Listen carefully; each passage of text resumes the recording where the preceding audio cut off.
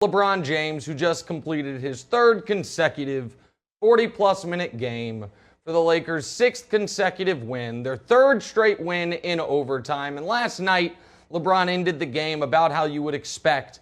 He hit the game-tying three in regulation, had the game-winning assist, and then the game-sealing steal in overtime. You know, old hat for the greatest player anyone has ever seen. But that is not really the story today. The story today is, are they overusing LeBron? Just this week, we heard about Steph Curry, who is basically a full college class younger than LeBron. His coach saying, we don't want to wear Steph out. We are in the era of load management, of minute restrictions. We came into this season discussing LeBron, shortest offseason ever. Year 15, he plays all 82. Year 16, he switches teams, suffers his one and only injury. More on that in a moment. Year 17, the odd season. They win a championship, the very abbreviated offseason. If there was ever a time where LeBron James would load manage for really the first time in his career, it would be this year. Instead, he is currently fourth in the NBA in minutes, 3 minutes shy of second overall in the NBA in minutes. Only Julius Randle has played a substantially more amount of minutes than LeBron of every player in the league. And you have to go all the way down to Chris Paul, who is 52nd in the league in minutes, to find any player even close to LeBron's age in the top 100 in minute as far as minutes played. So should you worry about LeBron wearing down? Are the Lakers overusing LeBron? The answer to that question for every other player in league history would be yes. For LeBron, it is no, and that, my friends, is his actual superpower. We can have the GOAT debate, but we don't need to. That is, to me, a matter of fact, but many people would argue it is a matter of opinion. And if you want to say who is the most decorated player of all time, that's actually Kareem. Who is the one with the most championships? That's obviously Russell. So LeBron and MJ don't check either one of those boxes. It's a matter of taste. And I think LeBron has proven who has the superior taste, but that's neither here nor there. What is undeniable is this. LeBron's superpower, his greatest ability, is his durability, his reliability, and his availability. And it is something that the entire league has been able to witness, yet so few choose to mimic. I'm going to take you back to a quote from Kevin Durant 3 years ago. Kevin Durant, when he was doing that series of podcasts with Bill Simmons, there was a very interesting moment where they're talking about him versus LeBron. And he said this not as a shot at LeBron, but almost as a, well, it's not how I want to do things. Quote, LeBron takes care of his body like nobody I've ever seen. Now, here's the important part. Quote, I'd rather work on my skills than hop in the weight room every single day. I'd rather work on my skills than hop in the weight room every single day. That's how I'm different than LeBron. He's more bruiser. I understand that and I respect that. It's hard to take care of your body every day. Professionals really have to do that, end quote. Now, LeBron obviously also works on his skills. You can't finish as the NBA's all-time leading scorer and third most assists and the most minutes and all those things that he will finish as if you don't work on your skills. You can't shoot a career high from three, right around KD's three-point percentage, if we're being honest, 40% this year, if you're not working on your skills. But KD was right. Most guys would rather spend time practicing their handle, of which there's a lot of guys with a better handle than LeBron. Spend time working on their shot, of which there's a lot of guys with a better shot than LeBron. Then spend time working on their body. But what seemingly the rest of the league doesn't understand is none of those things matter without the base. The base being, how well do you hold up? How healthy are you? How available are you? How reliable are you? And how durable are you? And that is where LeBron James is not only the greatest basketball player ever, but the greatest athlete we have ever seen. And there is not a close second. And you can't say, well, it's technology and it's science has evolved and these other guys would have. We know that even if Michael, for instance, had access to this technology, this science, the hyperbaric chambers, he still would not have taken advantage of it the way LeBron has. How do we know it? Because we know what Michael was doing when he wasn't playing ball. And more power to him, but he was golfing and smoking cigars and staying up all night playing cards. It's part of his legend, but the idea that, well, if he was just 20 years later, he'd be getting treatment through the night, no.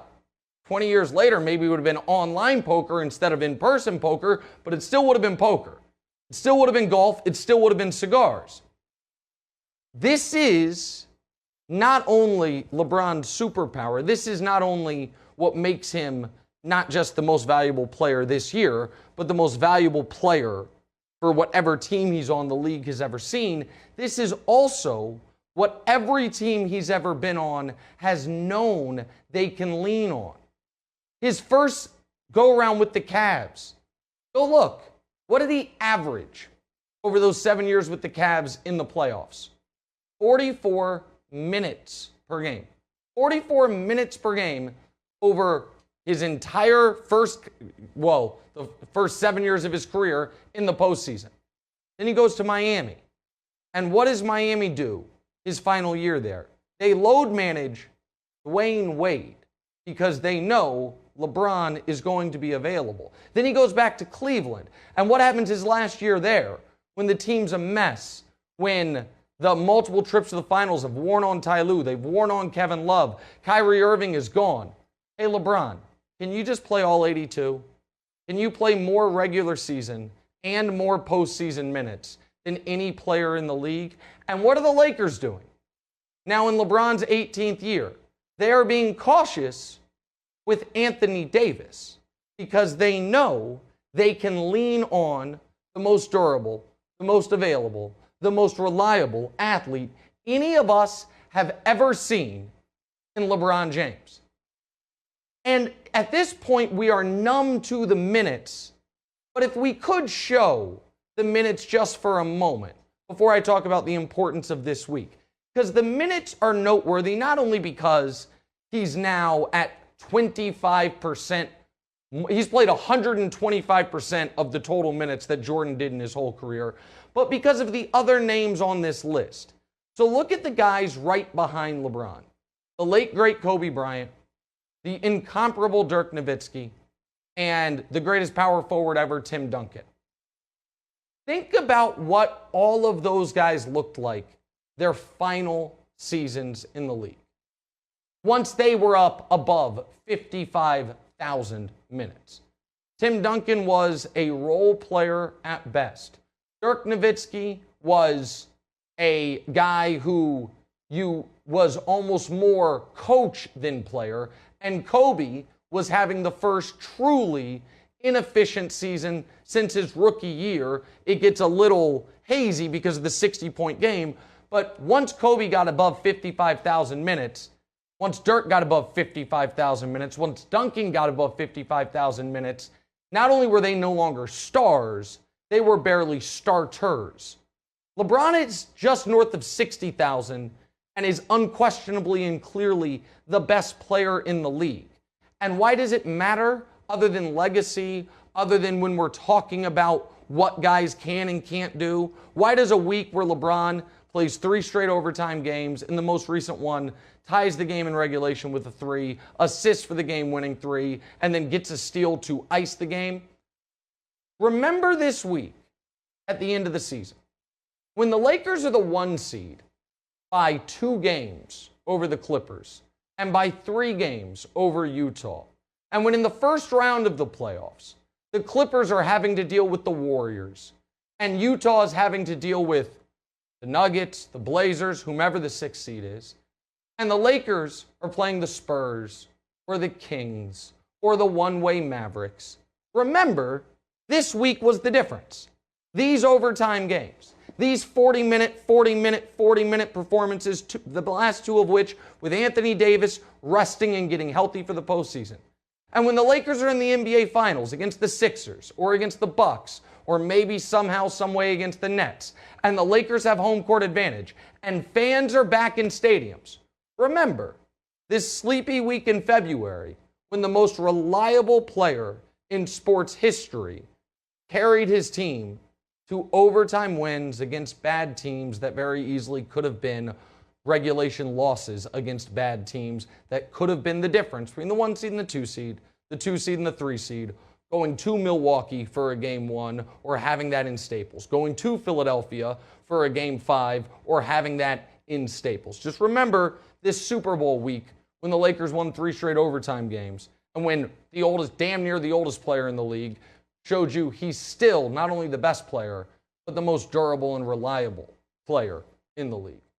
Hi, everybody. Thanks for watching. Subscribe here to get the latest from the show. Also, be sure to check out more of the best clips from The Herd or go watch a few segments from other shows on FS1.